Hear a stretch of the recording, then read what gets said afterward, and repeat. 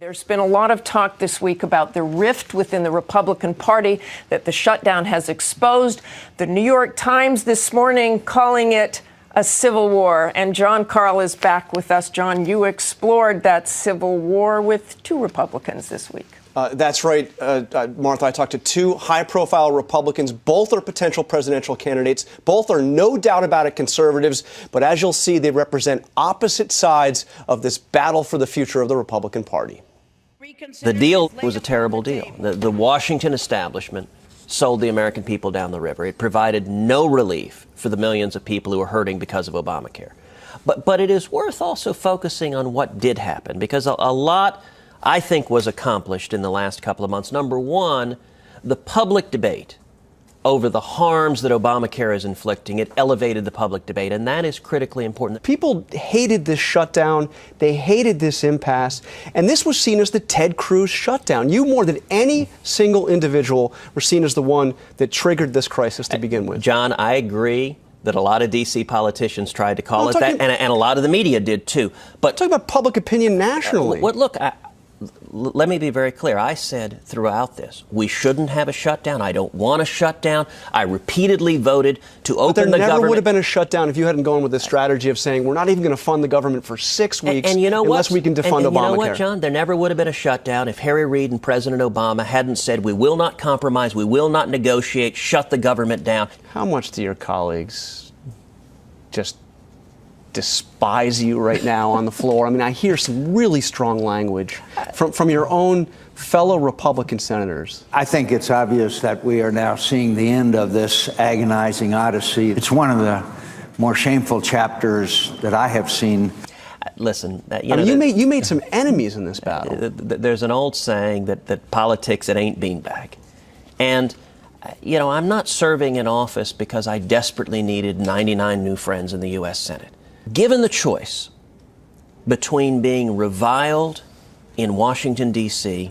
and appreciated in Texas, or reviled in Texas and appreciated in Washington, I would take the former 100 out of 100 times. You did a radio interview where you compared Senate Republicans to an Air Force going over and bombing their own troops, bombing conservatives, bombing House conservatives. And when you've got half the Senate Republican caucus firing their cannons at the House Republicans, it sabotages the effort. The reason this deal, the lousy deal, was reached is because, unfortunately, Senate Republicans made the choice not to support House Republicans. But you're saying more than that, though. You're saying that not only did they not support House conservatives, that they attacked House conservatives, House Republicans. Well, and I think that was unfortunate. I think it was unfortunate that you saw multiple members of the Senate Republicans going on television, attacking House conservatives, attacking the efforts to defund Obamacare, saying it cannot win, it's a fool's errand, we will lose, this must fail. That is a recipe for losing the fight, and it's a shame. We didn't win this battle, but I am encouraged that we have demonstrated when the American people stand up, the House of Representatives will listen, and I hope in time the Senate will listen also. What next? We have another deadline. Government funding runs out on January 15th. Will you rule out pushing to the brink of another shutdown by saying you would block funding for the government unless Obamacare is defunded? Will you do that again? I would do anything, and I will continue to do anything I can to stop the train wreck that is Obamacare. What I intend to do is continue standing with the American people to work to stop Obamacare, because it isn't working, it's costing people's jobs, and it's taking away their health care. But Cruz continues to be under fire from members of his own party, including former Florida Governor Jeb Bush, who told us the tactics that Cruz championed caused Republicans to lose ground. So I want to ask you, this shutdown is over, we're back from the brink, no default. Was there anything gained in all of this? No, I think there was some ground loss from the political point of view. And this started with Republicans, mostly in the House, saying that they wanted to gut Obamacare, and they were willing to, not fund the government until that happened. I mean, they changed their position a little bit as it went along. But, I mean, how badly are Republicans hurt by all of this? This started with their strategy. Tactically, it was a mistake to focus on something that couldn't be achieved. And that's what that was. It was tactics.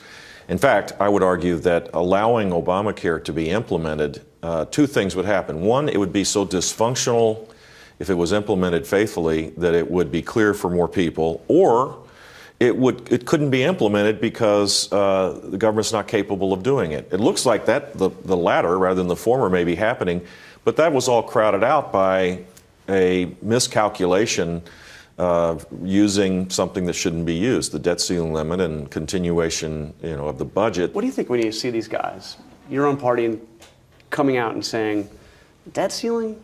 You don't necessarily need to raise that. I mean, well, you have to pay your obligations. I do a lot of traveling overseas, and when we have these spikes of political conversations that are not grounded in reality, the rest of the world looks at us as untrustworthy.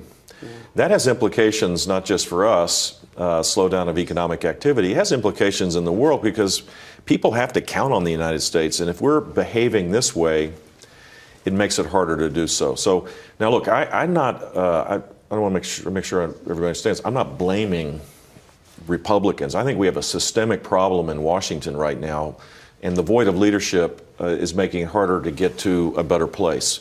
The better place would be that, with civility, have a dialogue about the bigger, more pressing issues and try to find common ground, rather than use each instance of a possible crisis to win a political point. We need to start solving problems, and I think the president does not deserve credit in this either. But I just spoke to Ted Cruz, and he was the guy who said, hey, let's not agree to a funding resolution unless Obamacare is defunded. That was the strategy that really kicked it off. Yep. And he told me that he will now do anything he can to stop Obamacare, and he does not rule out pushing to the brink once again. What would your message be to Ted Cruz? Well, frankly, I think the best way to repeal Obamacare is to have an alternative. We never hear the alternative. We could do this in a much lower cost with improved quality based on our principles, free market principles. And two, show how Obamacare, flawed to its core, doesn't work. So have a little bit of self-restraint. It might actually be a better approach to see the massive dysfunction. But we don't even hear about that because we've stepped on that message. And I think Republicans need to just take a step back and show a little self-restraint and let this happen a little more organically.